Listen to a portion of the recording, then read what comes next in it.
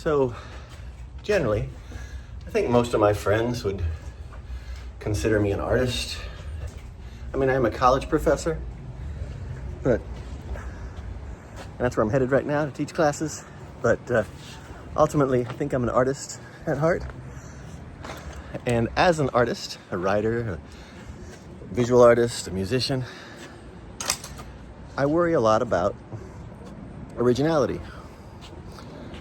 And I think every artist does. And honestly, I think most people like to think that they're original.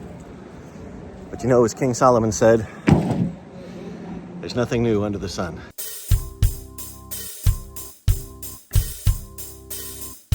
So I want to say, what do you mean by that, King Solomon? But I know what he means by that. It's the truth that I found so depressing as a young person who wanted to be original. The fact is, yeah, everything you've thought of doing, someone else has thought of doing. Everything you accomplish, someone else has accomplished in some way or another. My question is, does that matter? Whether you're doing the exact same thing someone else did, when you're a different person with a different background, different set of experiences, different biases, different ideas, values, beliefs, attitudes, all those things that I teach in my communication classes. But the other thing is, I always hear about these trials for plagiarism, like music and stuff. And you'll play some famous artist's track, and then they'll play it against some not famous artist's track from 5 years before, and you're like, oh my God, the intro to Stairway to Heaven was stolen completely from another band, or whatever. But a lot of times it's a little bit less obvious than that. And they get real nitpicky, and they start talking about, like, what is the nature of melody? What is the purpose of this note in this song, as opposed to the purpose of the other note in this song? What's the chordal structure, the tonal, the tone of the piece? All this stuff comes into play. Well, I make music too, and I know that I've caught myself writing stuff in a tune that was someone else's tune. I remember one time thinking I wrote a really catchy tune, and I realized that it was how does it feel? It was a Beatles song that I had stolen, which in itself I realized was stolen from some folk musician's song. And this is all just connections I make in my head. It's not like these are out there and well known. It's just something I realized. But to add some complication to this discussion, I have parrots. What do parrots do? They imitate things, right? One of the things my African gray parrot, George, there's George, does is what birds do, a thing called a contact call, where they make a particular melody, and it's meant for the other people in their flock, yes, people, the other birds in their flock, to whistle the same thing back or sing the same thing back. So they all know that they're part of the same group, and they're all hanging out together, and they know where they are and who they are and all that good stuff.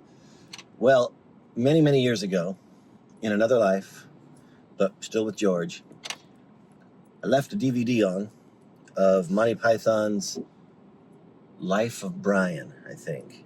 Yeah, I think that's what it was. And when the CD was over, the menu screen kept playing, "Always walk on the bright side of life." And that whistle part, it kept playing for hours. It just circled, kept playing, till we came home, and old George had learned. And over the years, George has taken that initial melody and tweaked it here and there. Like, sometimes birds get bored with repetitive notes, or they think if they change it a little bit, it'll get your attention, or whatever, I don't know. That's me projecting onto a parrot. But one year, I noticed she started going, and it was based on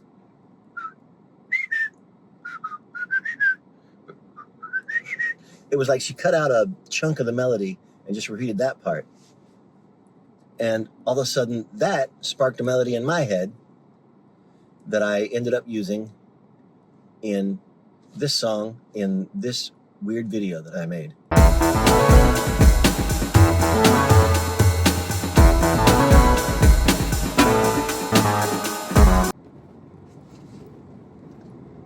Now the question is, it's not that different from Always Walk on the Bright Side of Life, from the whistle part. Or maybe it's just different enough. I can't really claim the melody as mine, since Georgie's the one that came up with it. So I guess what I'm saying is I plagiarized a parrot who was paraphrasing herself. Anyway.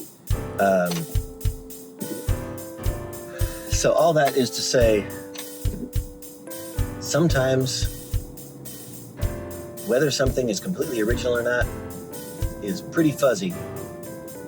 And some of our original thoughts are maybe not that original.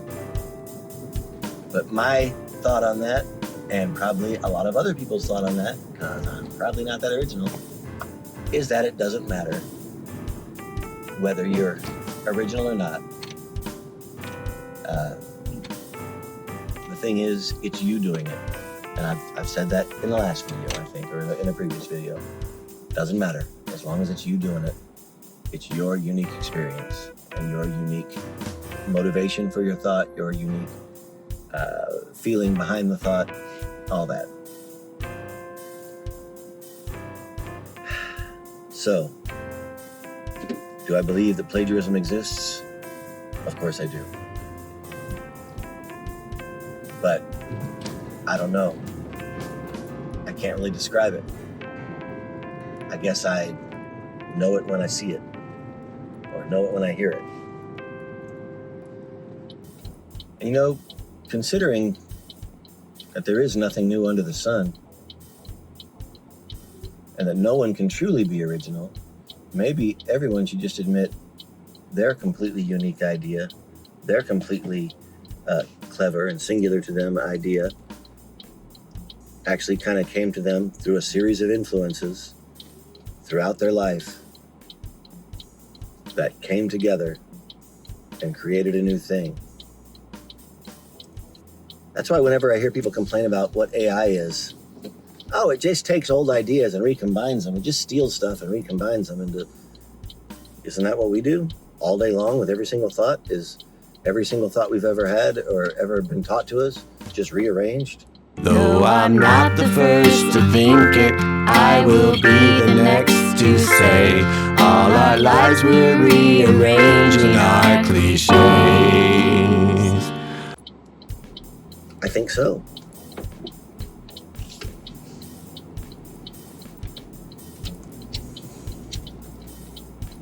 So just let this whole video be a reminder that originality should not necessarily be your goal, but honesty. And blowing people's minds with an original concept is wonderful, but remember, it's only original in your current context. This current life and city and existence.